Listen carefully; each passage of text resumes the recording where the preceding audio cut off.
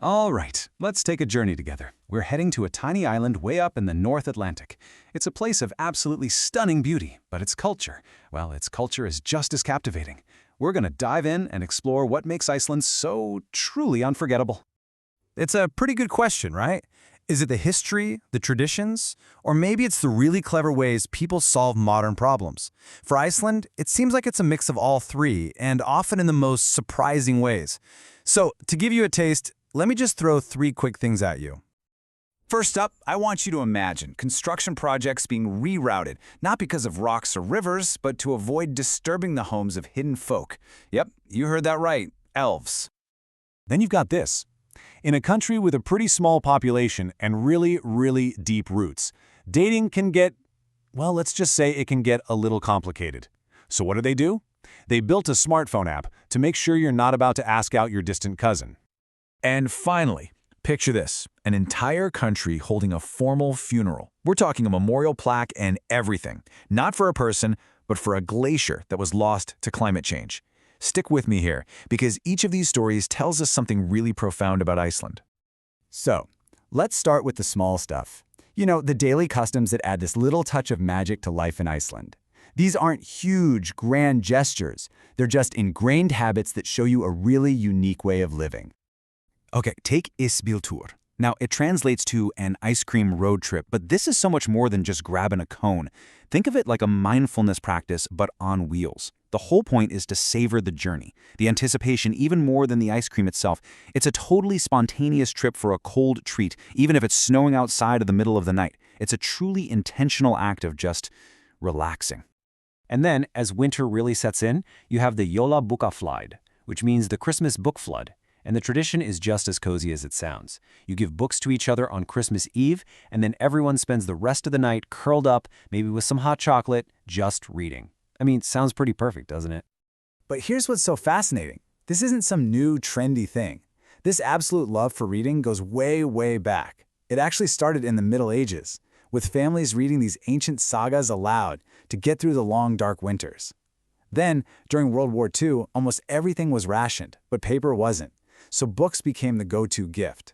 And today, this tradition is literally the engine of their entire publishing industry, and it's a huge reason their ancient language is still thriving. And you know, this deep connection to stories and history, it just naturally extends to their relationship with the land. I mean, in a place that's defined by such dramatic landscapes, we're talking volcanoes, glaciers, fjords, it's really no surprise that the land itself plays a huge role in the culture.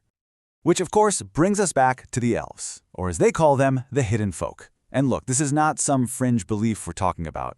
Just check out these numbers from a survey. If you add it up, a whopping 62% of Icelanders either believe in them or, and this is the important part, they won't deny they exist. It's a surprisingly mainstream idea. And this belief has real-world consequences. I mean, roads will literally be built around a certain rock where elves are said to live. It's just this beautiful symbol of their deep respect for the land, for nature, and for tradition, all blended together with modern life. Okay, so here's another tradition that, I gotta admit, sounds a little alarming at first. Puffin throwing. But I promise you, it is not what you think. It's actually one of the most heartwarming community efforts you could ever imagine. So here's how it works. Baby puffins, they call them pufflings, are supposed to use the moon to navigate their way to the sea, but the bright city lights totally confuse them. So the whole community, especially the kids, forms what they call the Puffling Patrol. They go out with cardboard boxes, they rescue these lost little birds, let them rest for the night, and then, the next day, they gently toss them up into the air towards the sea, helping them get on their way. It's just a brilliant example of a community living in total harmony with its wildlife. So we've seen this incredible respect for tradition, right? But what's so cool about Iceland is that they're also unbelievably innovative. This part is all about how their ancient roots have led to some really clever, really modern solutions. All right, first, let's talk about names, because this is totally different from how most of us do it. Most of us have a family name, a surname that goes back for generations. Not in Iceland. Their system goes all the way back to the Vikings. So if your father's name is Jón, your last name would be Jónsson, which means Jón's son. And your sister's last name? It'd be Jón's daughter, or Jón's daughter. A brand new last name gets created every single generation. So you can see the problem, right? With a small population and a naming system that doesn't really track family lines, how do you avoid, well, an awkward family reunion on your second date? Simple. You build an app for that. It connects to this massive genealogical database going back 1,200 years. Before a date, you can literally just bump your phones together and an alarm will actually go off if you share a recent common ancestor. Problem solved, with that uniquely Icelandic mix of history and high-tech. And this amazing blend of ancient tradition and modern problem-solving, it does more than just prevent awkward dates. It has helped shape a society that is in a lot of ways unlike any other on Earth, especially when it comes to peace and stability.